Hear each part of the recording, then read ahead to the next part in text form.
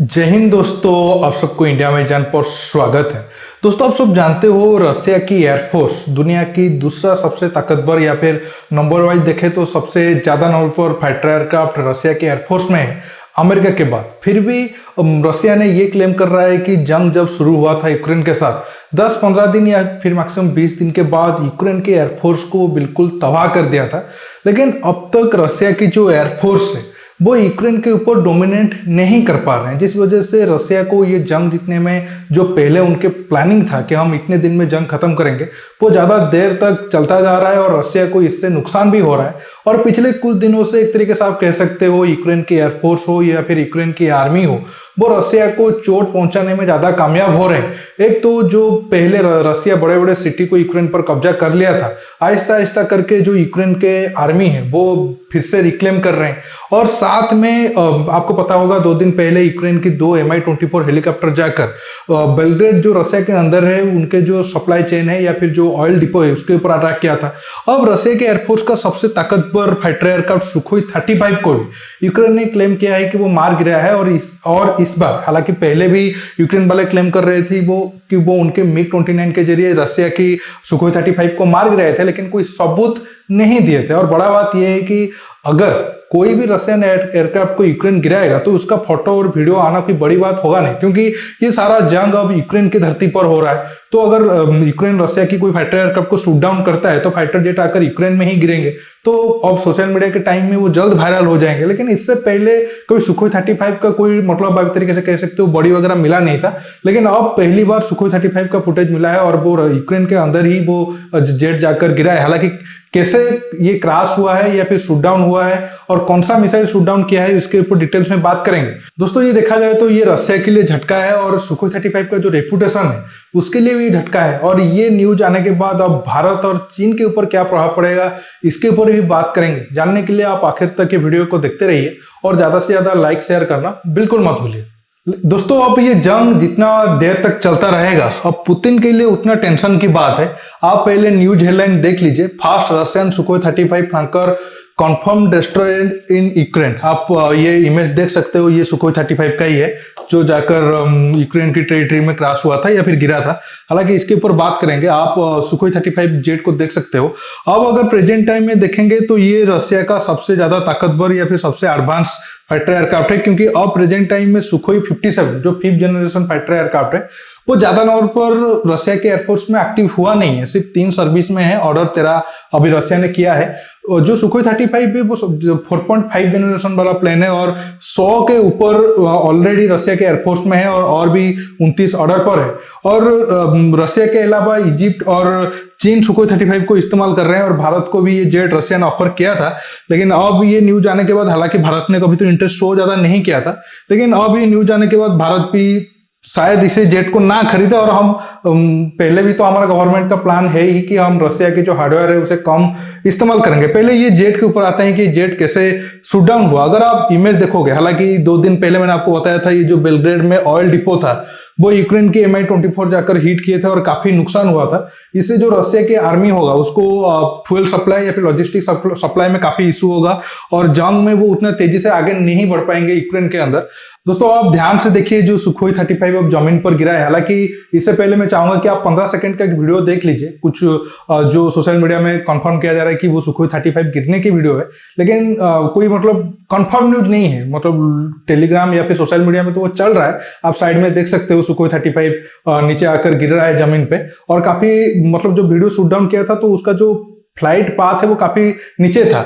और एक चीज आप ध्यान से देखिए, ये जेट जो गिरा है बिल्कुल मतलब उसका बॉडी से कोई पार्ट अलग नहीं हुआ है। मतलब मेरा कहने का ये मतलब है, अगर उसे मान लेते हैं कि कोई एयर डिफेंस सिस्टम ही उसे शूट डाउन किया है, कोई अभी तो यूक्रेन के पास कोई फाइटर एयरक्राफ्ट है नहीं जो ये जेट को मार गिरा पाएगा, तो एक मिसाइल के जरिए ही उसे हीट किया गया है। लेकिन जब आसमान में कोई मिसाइल आकर इसे हीट करता तो इसका पार्ट अलग अलग होकर गिरना चाहिए था। आप देखो, जो उसका फ्रंट सेक्शन है और बैक सेक्शन है सब कुछ सही सलामत है और मतलब आग तो लग गया है, लेकिन आप देखोगे तो एक जेट बिल्कुल एक तरीके से पूरा फुल बॉडी उसका है और जो नीचे की तरफ होकर गिरा है। हालांकि जो शूट डाउन में पायलट जिंदा है कि नहीं वो तो न्यूज आया नहीं है, वो शायद और 1-2 दिन के बाद कंफर्म हो जाएगा। लेकिन बड़ा बात यह है कि अगर इसे S-300 ने शूट डाउन किया होता S-300 आप देख सकते हो कोई छोटा मोटा मिसाइल तो है नहीं। अगर ये ऊपर जाकर आसमान में शूट डाउन किया होता तो ये जेट का कई टुकड़े हो जाने थे, लेकिन अभी तक ये जेट बिल्कुल सही सलामत है। इसका मतलब ये है या तो ये जेट में कोई खराबी आए या फिर अगर short range missile defence system से ये जेट को गिराया गया होगा, ये सुखोई 35 की रेपुटेशन के लिए एक बहुत बड़ा असर पड़ेगा। और आप जैसे वो वीडियो में देख सकते हो, ये जो हालांकि वो फुल वीडियो तो नहीं था, जब शुरू हो रहा था तो वो जेट काफी लो अल्टीट्यूड में था, तो लग रहा है कि शायद ये S-300 से शूट डाउन होने के चांस कम है और ये स्ट्रिंगर या फिर कोई और मैनपावर्ड मिसाइल डिफेंस सिस्टम के जरिए इसे हिट किया गया होगा। लेकिन बड़ा सवाल ये है कि रसिया को तो पता होगा, अगर ये आप देखोगे ये कहीं पर ये मतलब कौन से वाले एरिया पर ये इंसिडेंट हुआ है, तो ये जो रेड डॉट आप देख रहे हो ये वाले पॉइंट पर ये जेट गिरा है, और ये वाले पॉइंट पर तो आप सब जानते हो ये दो जो स्टेट है ये तो ऑलरेडी रसिया के इन्फ्लुएंस में है। तो ये जंग अगर S-300 इस एरिया पर डिप्लॉय होता तो इतने दिन 40 दिन हो गए हैं जंग में, तो रसिया तो पहले जो फ्रंट एरिया पर उसका एडवांस पोजीशन था यूक्रेन का उसे तबाह कर चुका है। तो बहुत ही कम चांस है इतने एडवांस पोजीशन में S-300 अभी तक प्रेजेंट होगा। ऐसा मैं नहीं कह रहा हूं कि S-300 से नहीं हुआ होगा, लेकिन चांस ये लग रहा है कि शायद मैनपावर्ड मिसाइल डिफेंस सिस्टम जो वेरी शॉर्ट रेंज है उससे हिट किया गया है, या फिर ये जेट खराब होने के बाद खुद आकर गिरा है। तो अभी हालांकि रसिया की तरफ से कोई कंफर्म न्यूज तो नहीं बताया जा रहा है, लेकिन अभी अगर आप जंग को देखोगे तो ऑलरेडी सुखोई 35 के ऊपर सवाल उठना शुरू हो गया है, क्योंकि ये जेट जिस हिसाब से रेपुटेशन आपके साथ मतलब ये जेट अपने साथ कैरी कर रहा था, उस हिसाब से जंग के मैदान में ये खुद को प्रूव नहीं कर पाया है। जब से मतलब हाँ ठीक है, अगर सुखोई 35 का मुकाबला और कुछ एडवांस फाइटर जेट के साथ होता तो हम मान लेते चलो ठीक है, लेकिन अब प्रेजेंट टाइम में यूक्रेन के पास कोई भी फाइटर एयरक्राफ्ट है नहीं।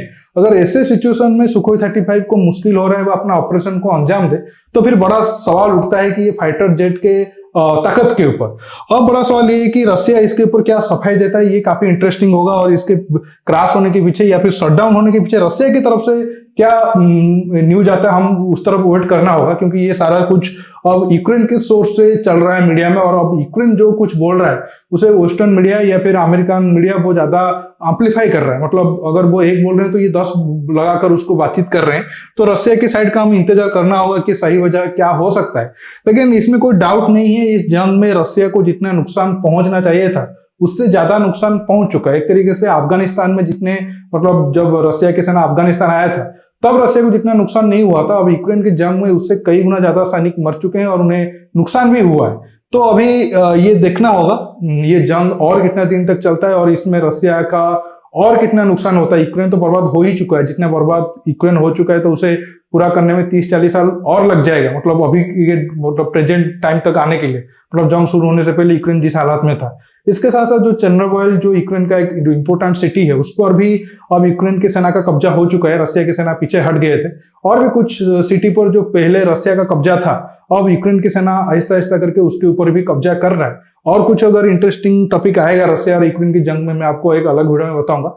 आप नीचे कमेंट बॉक्स में कमेंट करके बताइए जो सुखोई 35 शटडाउन हुआ है आपको क्या लग रहा है, क्या ये S-300 के जरिए हुआ है या फिर कोई और manpowered short range missile defence system के जरिए हुआ है, या फिर ऐसा भी हो सकता है जो हम जानते हैं जो रसिया की जेट की इंजन है उनका स्टैंडर्ड उतना है नहीं जो अमेरिका और बाकी वेस्टर्न कंट्री का इंजन है। तो क्या उसमें फाइटर जेट की इंजन वगैरह में कुछ प्रॉब्लम हुआ था, ये फाइटर जेट आकर खुद गिरा है जिसे यूक्रेन क्रेडिट लेने के लिए बोल रहा है कि नहीं मैंने शूट डाउन किया है। कुछ भी रीजन हो सकता है, आप नीचे कमेंट बॉक्स में कमेंट करके बताइए। और ये वीडियो को ज्यादा से ज्यादा लाइक शेयर करने के साथ साथ आप मेरे चैनल को सब्सक्राइब करिए, और सब्सक्राइब बटन के पास जो बेल आइकन है उसे प्रेस करिए ताकि आगे आप मेरे आने वाली वीडियो को मिस ना कर सके। दोस्तों रुकता हूं, बहुत जल्द और एक नया टॉपिक के साथ मिलूंगा। नमस्कार, जय हिंद।